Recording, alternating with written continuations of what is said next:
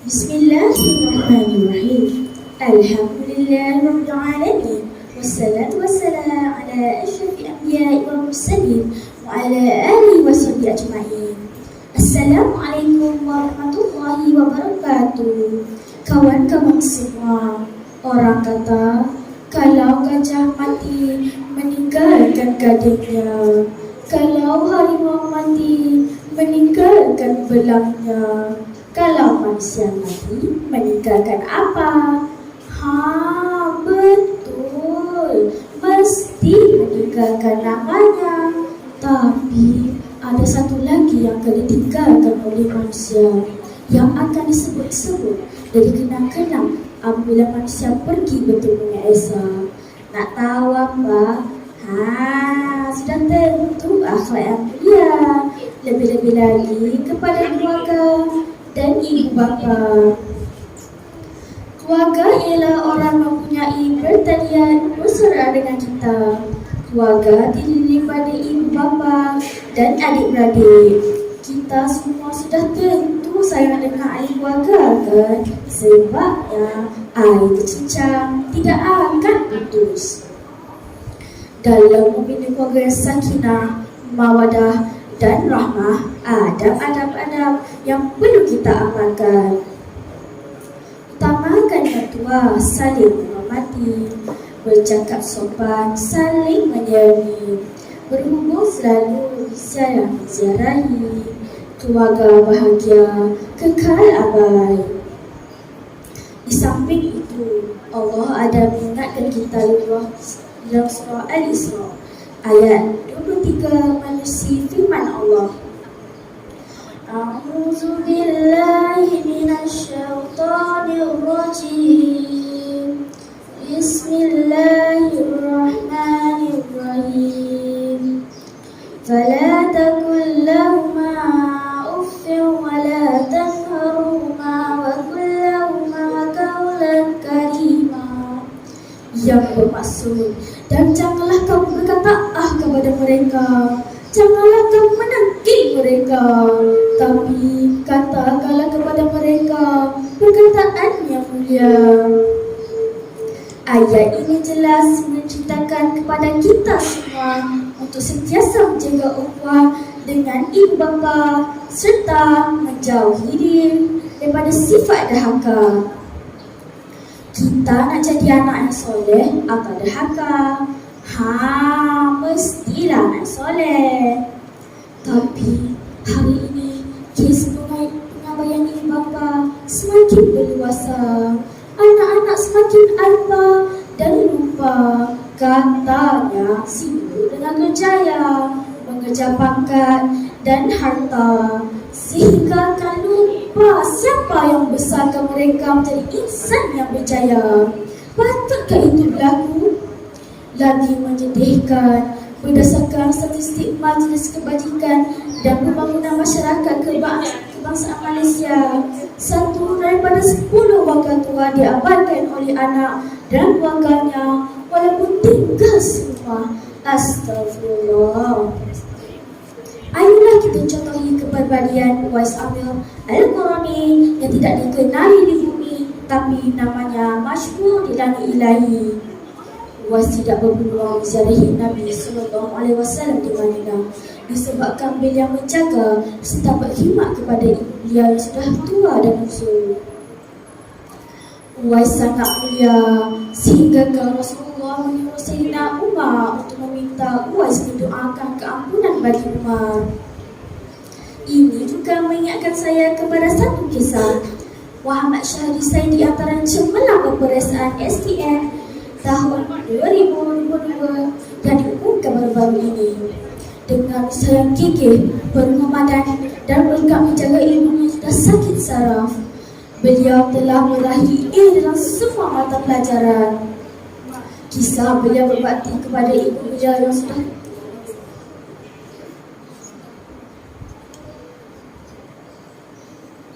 Kisah beliau berbakti kepada ibu dan keluarganya jadi iktibar kepada semua. Saya tinggalkan semua dengan petikan kata-kata daripada Syekh Abdul Qadir Al-Jailani. Aku lebih menghargai orang beradab pada dirimu Kalau hanya berilmu, iblis berilmunya tinggi pada manusia. Sekian, wabillahi taufiq wal hidayah. Assalamualaikum warahmatullahi wabarakatuh. Sebun kayu daunnya rimbun, lebat bunganya serta buahnya. Walaupun hidup 1000 tahun, kalau tak sembahyang, apa gunanya? Walaupun hidup 1000 tahun, kalau tak sembahyang, apa gunanya? Assalamualaikum warahmatullahi wabarakatuh. Alhamdulillahirabbil alamin. Wassalatu wassalamu ala asyrafil anbiya'i wal mursalin wa ala alihi washabbil ajmain. Syukur kepada Allah kerana dapat bertemu pada hari ini. Kawan-kawan, solat hari ini dalam sehari berapa waktu ya? Sabda Nabi sallallahu alaihi wasallam, as-salatu imaduddin. Solat itu tiang agama. Solat merupakan tiang agama. Sesiapa yang tidak solat, maka ia telah menentukan agama. Solat merupakan satu-satunya amalan yang diterima oleh Rasulullah sallallahu alaihi wasallam secara langsung dari Allah Subhanahu wa taala dalam peristiwa Isra dan Mi'raj. Tajuk saya hari ini ialah perintah dari langit. Kawan-kawan, tahu tak apa makna solat? Solat ialah perkataan dan perbuatan tertentu yang dimulai dengan takbir ihram dan diakhiri dengan salam. Firman Allah Subhanahu wa taala, A'udzu billahi minasy syaithanir rajim. Bismillahirrahmanirrahim. Innas salata kanat 'alal mu'minina kitaban mawquta. Maksudnya, sesungguhnya solat itu ialah ketetapan yang diwajibkan kepada orang-orang yang beriman yang tertentu waktunya. Surah An-Nisa ayat 103. Kawan-kawan, jom kita sama-sama solat dan mendirikan solat. Solat merupakan satu cabaran rukun Islam. Solat mesti dipupuk dari kecil lagi seperti mana peribahasa, melentur buluh, biarlah dia rebusnya. Hari ini, supaya masa kita remaja, dewasa dan tua, kita tidak ada alasan malas untuk solat kerana ia adalah satu kewajipan kepada setiap orang mukmin dan adalah tuntutan agama Islam. Firman Allah Subhanahu wa taala, A'udzu billahi minasy syaithanir rajim. Bismillahirrahmanirrahim. Wa aqimus salata wa atuz zakata wa atiur rasul la'allakum turhamun. Maksudnya, dan didirikanlah kamu akan sembahyang serta berilah zakat, dan taatlah kamu kepada Rasul dan Allah supaya kamu beroleh rahmat. Surah An-Nur ayat 56. Dalam kehidupan kita, wajib solat untuk mencegah dari perbuatan keji dan mungkar. Hari ini, berleluasanya keruntuhan moral di kalangan muda-mudi. Contoh, Ustaz Abid berdakwah kepada muda-mudi terbiar di jalanan di Kuala Lumpur, mengajak untuk solat bersama-samanya. Firman Allah Subhanahu wa taala, A'udzu billahi minasy syaithanir rajim. Bismillahirrahmanirrahim. Innas salata tanha 'anil fahsya'i wal munkar. Maksudnya, sesungguhnya sembahyang itu mencegah dari perbuatan yang keji dan mungkar. Surah Al-Ankabut ayat 45. Kawan-kawan, ingat solat, hidup berkat. Tinggal solat, jiwa melarat. Sesungguhnya, orang yang tidak solat akan merasai jiwa dan diri tidak tenang.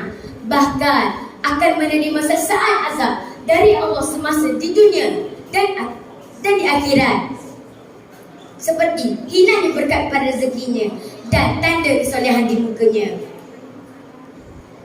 Hayya 'alas salah, hayya 'alal falah. Marilah solat, marilah menuju kejayaan. Jangan pusingkan usia. Jom mencari pahala dengan lakukan solat 5 waktu sehari semalam. Solat melahirkan kejayaan, keberkatan, dan kebahagiaan hidup. Justeru untuk menjadi umat Islam berjaya, kita tidak boleh mengabaikan solat. Hadirin sekalian, rebulah peluang semasa hidup untuk mengerjakan kebaikan. Hayatilah kata-kata. Berusahalah untuk duniamu seolah-olah akan hidup selama-lamanya, dan beramallah untuk akhiratmu seolah-olah akan mati esok hari. Tunggu sebentar, solatlah dulu, tunaikan cepat kewajipanmu. Sembahyang fardu di awal waktu, ikut suruhan Rasulullah. Ingatlah wahai tuan-tuan, orang solat belum tentu selamat di dunia dan akhirat, apatah lagi orang yang tak solat langsung. Saya dan Encik Nur Afiqah Anastasia meminta izin mengundurkan diri. Solat sempurna, ibadah bermakna. Sekian, wabillahi taufiq wa hidayah. Wassalamualaikum warahmatullahi wabarakatuh. Salamullah ala toha rasulillah. Salatullah salamullah ala yasin habibillah. Assalamualaikum warahmatullahi wabarakatuh. Bismillahirrahmanirrahim. Wa ma arsalnaka illa rahmatan lil alamin. Maksudnya, dan tidak kami mengutuskan engkau wahai Muhammad melainkan sebagai pembawa rahmat ke seluruh alam. Dengar ya kawan-kawan, apa khabar kawan-kawan semua? Mari teman kita imani perkara keempat rukun iman. Diutuskan Allah insan terpuji, Rasul mulia jadi pilihan. Kawan-kawan, ada 25 orang Rasul yang wajib kita ketahui. Kawan-kawan semua mesti dah hafalkan. Jom kita nyanyi sama-sama. 1, 2, 3. Adam, Idris, Nuh, Hud, Saleh, Ibrahim, Nuh, Ismail, Ishak, Yakub, Yusuf, Ayub, Syuaib, Musa, Harun, Zulkifli, Daud, Sulaiman, Ilyas, Ilyasa, Yunus, Zakaria, Yahya, Isa, wal akhiru khatimul anbiya, Muhammad al-Mustafa. Nabi yang terakhir adalah Nabi Muhammad sallallahu alaihi wasallam. Menurut ayat Al-Quran yang saya bacakan tadi, menjelaskan bahawa Nabi Muhammad adalah pembawa rahmat ke seluruh alam. Menurut Michael Hishard dalam buku The 100, a ranking of the most influential person in the history, Nabi Muhammad sallallahu alaihi wasallam is the number one person yang paling berpengaruh di dunia ini. Hebat sungguh insan yang bernama Muhammad bin Abdullah. Kan kawan-kawan? Baginda lah yang mengenalkan kita kepada Allah, Tuhan yang menciptakan ke seluruh alam ini. Sunnah dibawa bukanlah dusta, semua mukjizat dari yang esa. Namun hari ini ajaran Nabi dipersia, gejala sosial terus berleluasa. Buang bayi, derhaka kepada ibu bapa, tidak hargai guru, menjadi-jadi. Bahkan ada warga media sosial yang sanggup menghina Rasulullah sallallahu alaihi wasallam.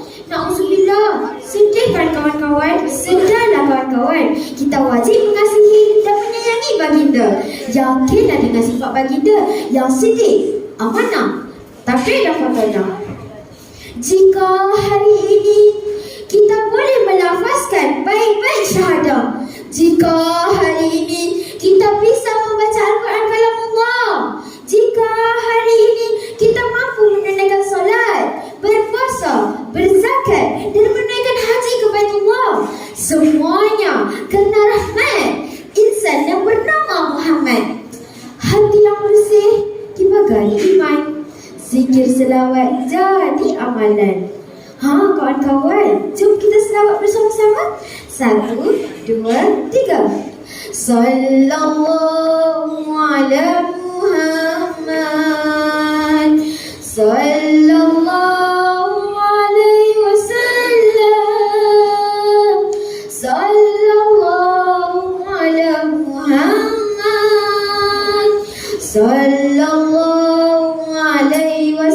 wasallam. Susun bina, mango, hiasan pengantin tepi melapin. Nabi Muhammad, Rasul yang agung, agung sungguh baginda, rahmatan lil alamin. Sekian wabillahi taufiq wal hidayah. Assalamualaikum warahmatullahi wabarakatuh. Alhamdulillahirabbil alamin.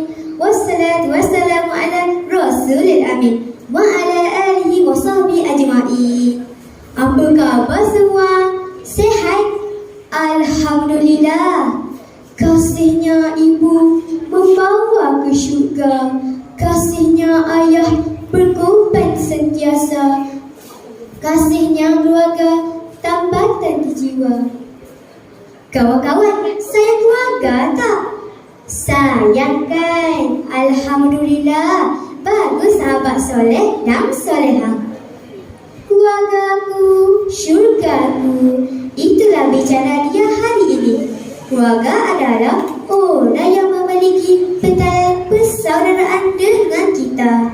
Aduhai, alam tahu bersedihnya hubungan kekeluargaan yang dihiasi dengan mawadah warahmah pastinya turut keberkatan Allah Subhanahu wa taala. Islam amat menuntut umatnya berbuat baik sesama insan sebagaimana sabda Nabi Muhammad sallallahu alaihi wasallam. La yu'minu ahadukum hatta yuhibba li akhir ma yuhibbu li nafsihi. Maksudnya, tidak beriman seorang itu sehingga dia kasih kepada saudaranya sebagaimana dia kasih kepada dirinya sendiri. Riwayat Al-Bukhari. Kawan-kawan, nak dengar tips keluarga bahagia? Nak? Dengar ya. Suburkan iman di dalam jiwa, syariat Islam amalan utama, berkasih sayang berakhlak mulia, warga sakinah akan terbina. Ya kawan-kawan, amalkanlah tips ini. Lebih lagi di zaman endemik ini, ramai yang terkesan akibat wabak COVID-19. Peliharalah kesihatan mental dan emosi kita agar keluarga harmonis sentiasa. Teringat pula saya keadaan Rasulullah dan umat Islam ketika dipulaukan oleh kafir Quraisy. Mereka tetap bersuah hati umpama sebuah keluarga. Masya Allah, hebatnya anugerah kasih sayang dari Allah. Justru santunilah keluarga kita sebagaimana sabda Nabi Muhammad sallallahu alaihi wasallam yang bermaksud sebaik-baik kalian adalah yang paling baik terhadap ahli keluarganya, dan aku adalah orang paling baik terhadap ahli keluargaku. Riwayat At-Tirmizi. Ya, contohilah Rasulullah, ikon terbaik dalam membentuk keluarga sakinah, mawadah warahmah. Andai berlaku jua konflik keluarga, maka tangani ia secara positif. Air dicincang tak akan putus.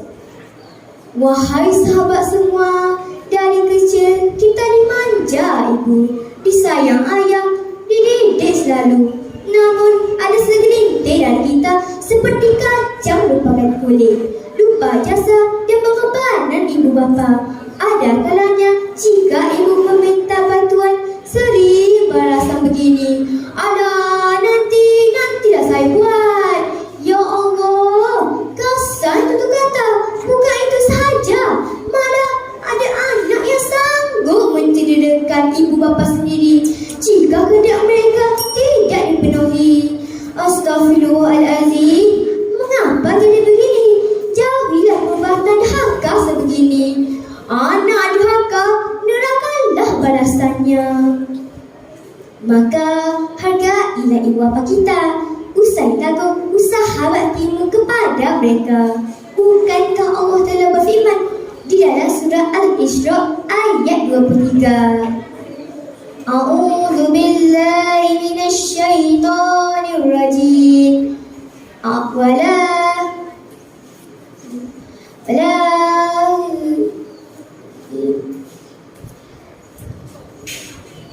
وبالوالدين إحسانا. Mafhumnya, dan hendaklah kau berbaik pada ibu bapa. Akhir kalam, sentiasalah berdoa demi kebahagiaan keluarga sakinah kita. Sekian, Assalamualaikum warahmatullahi wabarakatuh. Solat berjemaah 27 darjat. Jangan kau tak buat, kita wajib solat. Jangan seronok sangat, kiamat pun dah dekat. Kau belum terlambat. Ya Allah ya Rahman ya Rahim. Assalamualaikum warahmatullahi wabarakatuh. Alhamdulillahirabbil alamin. Wassalatu wassalamu ala rasulil amin wa ala alihi wa sahbihi ajmain. Apa kabar sidang pendengar sekalian? Sihat?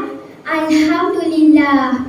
Rukun Islam kedua wajib ditunaikan. Solat 5 waktu sehari semalam, mengandungi perkataan dan juga perbuatan. Dimulai takbiratul ihram, disudahi salam. Firman Allah dalam surah Al-Baqarah ayat 43. A'udzubillahi minasyaitonir rajim. Wa aqimus salata wa atuz zakata warka'u ma'ar raki'in. Dan dirikanlah solat dan keluarkanlah zakat dan rukuklah kamu bersama-sama orang yang rukuk. Ayat ini menjadi peringatan kepada kita supaya sentiasa menjaga solat dan ianya tidak boleh diabaikan dalam apa jua keadaan sekalipun, baik semasa sihat, sakit, musafir dan sebagainya. Kawan-kawan, dalam pertunjukan solat, Nabi Muhammad menganjurkan kita untuk mendirikan solat secara berjemaah, iaitu solat yang dilakukan melebihi dari seorang dan diketuai oleh seorang imam. Kawan-kawan, apa ya kelebihan solat berjemaah? Sabda Rasulullah SAW, Salatul jama'ati afdalu min salatil fazzi 27 darajah. Solat berjemaah itu lebih afdal daripada solat bersendirian dengan 27 kali darjat. Hadis riwayat Bukhari dan Muslim. Berdasarkan hadis ini, secara analoginya, kalau orang nak bagi 1 hadiah dan 27 hadiah, kita nak yang mana? Sudah tentulah kita nak yang banyak kan? Begitu juga dengan ganjaran pahala. Sama-sama kita rebut pahala yang lebih banyak.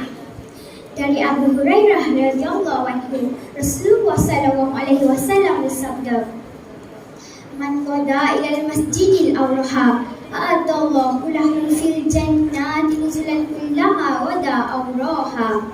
Sesiapa yang pergi dan balik dari masjid, maka Allah akan menyediakan baginya tempat di syurga setiap kali dia pergi dan balik. Hadis riwayat Muslim. Masya Allah, betapa hebatnya ganjaran Allah untuk orang yang mengutamakan solat secara berjemaah, kerana ia adalah lambang kesatuan masyarakat setempat. Kawan-kawan, pernahkah kawan-kawan mendengar kisah Abdullah bin Umi Maktum? Apa? Tak pernah dengar? Mari saya ceritakan. Beliau adalah sahabat Rasulullah SAW. Beliau pernah mendatangi Rasulullah untuk meminta ruksa agar tidak harus hadir solat berjemaah di masjid. Baginda bertanya, adakah kau mendengar suara azan? Abdullah menjawab, ya Rasulullah, saya dapat mendengarnya. Maka Rasulullah SAW berkata lagi, kalau begitu, engkau tetap harus hadir solat berjemaah di masjid bersama kami. Nah kawan-kawan, lihatlah orang buta meninggalkan solat berjemaah. Ini kan pula kita yang celik matanya dan mendengar azan hampir setiap hari. Ish. Tunggu sebentar, solatlah dulu. Rapatkan dan luruskan safmu. Takbiratul ihram bersama imam. Ikutlah cara yang diajar Rasulullah. Ayolah semua solat berjemaah. Besar ganjarannya, nanti Allah sayang. Akhir kata, ayo solat berjemaah. Kita bentuk kekuatan ummah. Sekian wabillahi taufiq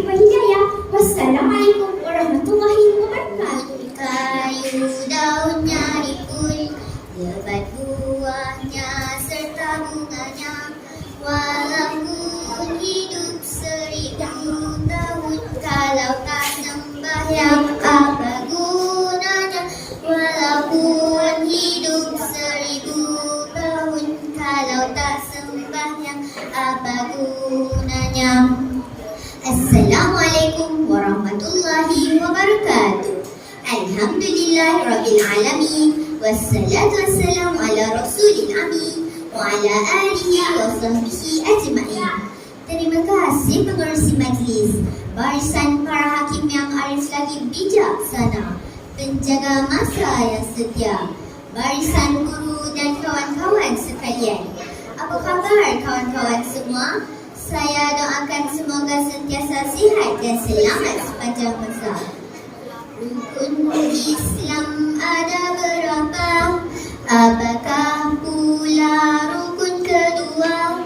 Solat itu mendidik jiwa, itulah wadah dakwah saya.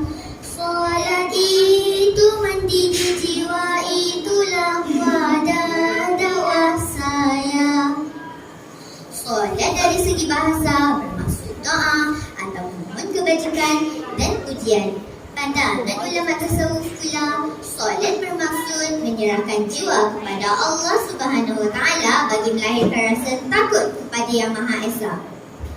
Kawan-kawan, bagaimana cara menghadapi waktu sukar? Contohnya semasa tempoh PKP yang lalu.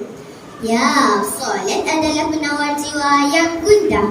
Allah Subhanahu Wa Taala berfirman dalam surah At-Taubah ayat 103. A'udzu billahi minasy syaithanir rajim.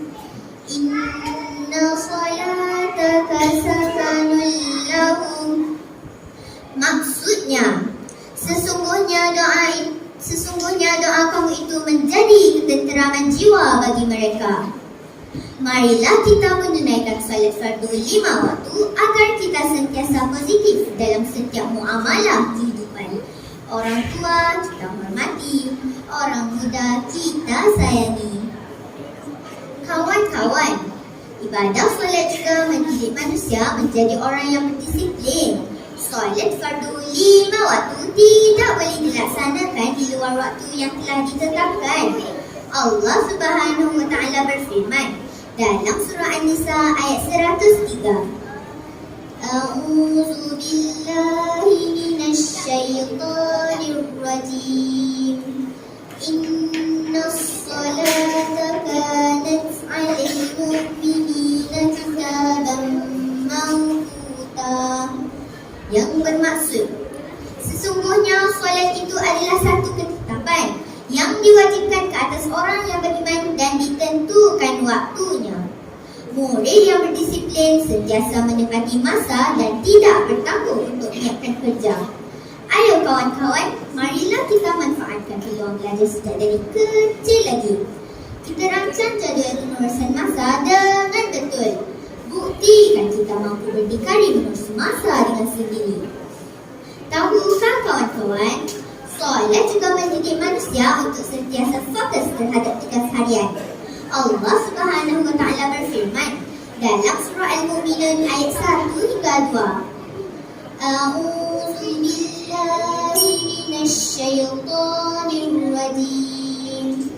Qad aflahal mu'minun allazina hum fi salatihim khashi'un.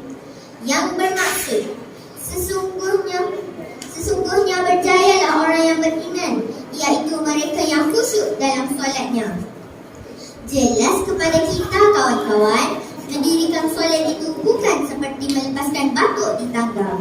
Sebaliknya, Allah Subhanahu Wa Taala arahkan kita untuk memberi sepenuh tumpuan terhadap ibadat solat. Mari kita hayati khusyuknya menantu Rasulullah Sallallahu Alaihi Wasallam ketika mendirikan salat. Dikisahkan dalam satu pertempuran, beliau dipanah pada tubuhnya, anak panah cuba dicabutnya, namun Ali merasa sangat sakit. Kemudian ketika beliau sedang menunaikan solat, sahabatnya sekali lagi mencabut anak panah itu, dan kali ini mereka berjaya. Sayyidina Ali langsung tidak menyedari anak panah itu tercabut daripada tubuhnya. Oleh itu kawan-kawan, marilah kita menunaikan salat fardu 5 waktu tepat pada masanya. Ini kerana solat boleh mendidik kita untuk berjaya. Lakukan azan setiap waktu. Tunaikan rukun Islam yang kedua. Solatlah seawal waktu. InsyaAllah kejayaan milik kita. Sekian, wabillahi taufiq wal hidayah. Assalamualaikum